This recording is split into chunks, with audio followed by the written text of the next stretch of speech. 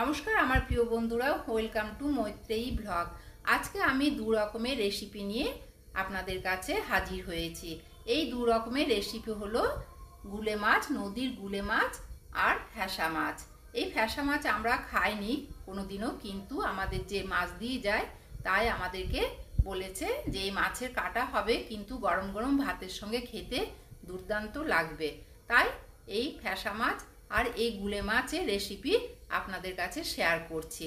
ভিডিওটা ভালো লাগলে নিশ্চয়ই একটা সাবস্ক্রাইব করতে ভুলবেন না।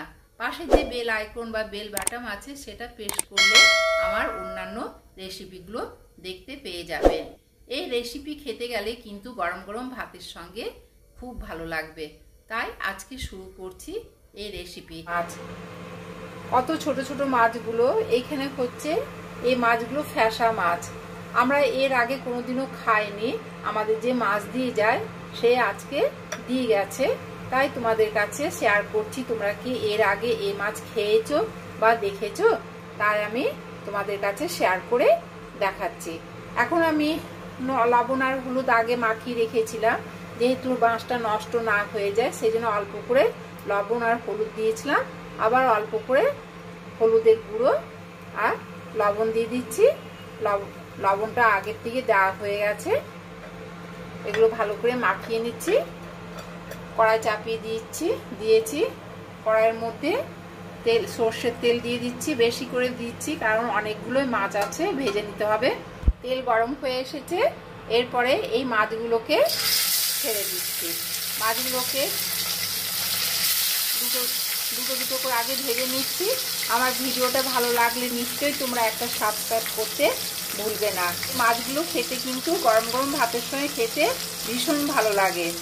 মাছগুলোতে একটু কাটা আছে, তাই কিন্তু একটু ভালো করে ভাজতে হবে। এই দুটো মাছ ভাজা হয়ে গেছে, এরপরে উঠিয়ে রাখছি মাছগুলোকে প্লেটের মধ্যে।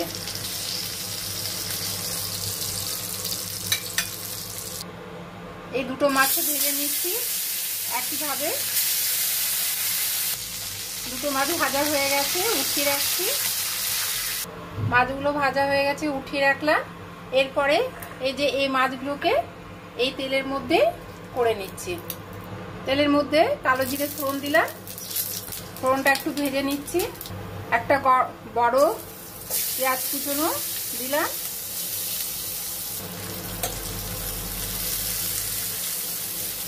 পেঁয়াজ নেড়ে নিচ্ছি।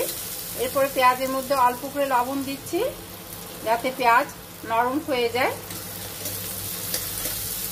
এরপরে রসুন কুচনো দিয়ে দিলাম, 5-6 খানা কোয়া রসুন কুচনো দিয়ে দিলাম। এর মধ্যে হলুদ গুঁড়ো দিয়ে দিচ্ছি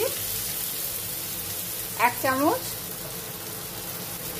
লবণ দিচ্ছি 1/2 চামচ। যেহেতু লবণ মাখানো আছে তাই লবণ আর হলুদটা কম ভাগ দিলাম। এর সঙ্গে দিচ্ছি কাঁচা লঙ্কা, টমেটো কুচনো দিয়ে ভালো করে একটু কষে নিতে হবে।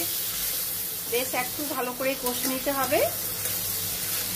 মশলার মধ্যে অল্প করে জল দিয়ে দিচ্ছি, মশলা কিন্তু পুড়ে যাবে তাই জল দিয়ে দিলাম। অনেকটাই কষানো হয়ে গেছে।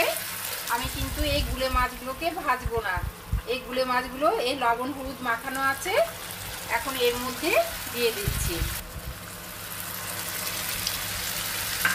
দিয়ে ভালো করে নাড়াচাড়া করে নিচ্ছি।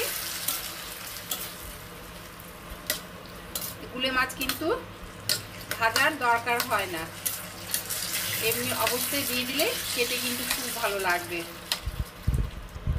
এই মাছগুলোকে কিন্তু আমি নদীর গুলে মাছ বলছি। গুলে মাছ কিন্তু আরো মোটা মোটা হয়, গুলে মাছ বলছি। আপনাদের কাছে কি নামে এটা পরিচিত নিশ্চয়ই আমাকে কমেন্টে জানাবেন। 3-4 মিনিট ঢাকা দিয়ে রাখবো। 3-4 মিনিট হয়ে গেছে, ঢাকনা খুলবো।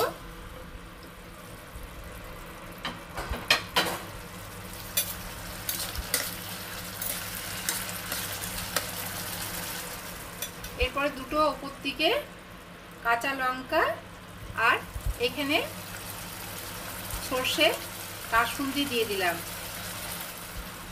কাসুন্দি দিলে কিন্তু খেতে দারুণ লাগবে টেস্ট, তাই ওপর থেকে কাসুন্দি দিয়ে ভালো করে নাড়াচাড়া করে নিচ্ছি। আর অল্প করে সর্ষের তেল দিয়ে দেব। নামাবার আগে ওপর থেকে সর্ষের তেল দিয়ে দিলাম 1 চামচ, দিয়ে ভালো করে একটু নেড়ে চেড়ে আবার 2-3 সেকেন্ড ঢাকা দিয়ে রাখবো, যাতে সর্ষের তেলের গন্ধটা চারপাশে ছড়িয়ে পড়ে। 2-3 সেকেন্ড হয়ে গেছে, ঢাকনা খুললাম। কমপ্লিট হয়ে গেছে। কেমন হয়েছে কালারটা আপনারা নিশ্চয়ই জানাবেন। কেমন হয়েছে কালারটা আপনারা নিশ্চয়ই জানাবেন। কমপ্লিট হয়ে গেছে। এরপরে সার্ভিং প্লেটে ঢেলে রাখবো। কেমন লেগেছে ভিডিওটা নিশ্চয়ই আপনারা কমেন্টে জানাবেন। ভালো লাগলে নিশ্চয়ই একটা সাবস্ক্রাইব করতে ভুলবেন না। আজকের দুটো রেসিপি কেমন হয়েছে নিশ্চয়ই আপনারা জানাবেন। ভালো লাগলে নিশ্চয়ই একটা সাবস্ক্রাইব করতে ভুলবেন না। পাশে যে বেল আইকন বা বেল বাটন আছে সেটা প্রেস করলে আপনারা আমার অন্যান্য রেসিপিগুলো দেখতে পেয়ে যাবেন। আজকে এই পর্যন্ত। পরের রেসিপি নিয়ে আবার আপনাদের কাছে ফিরে আসবো।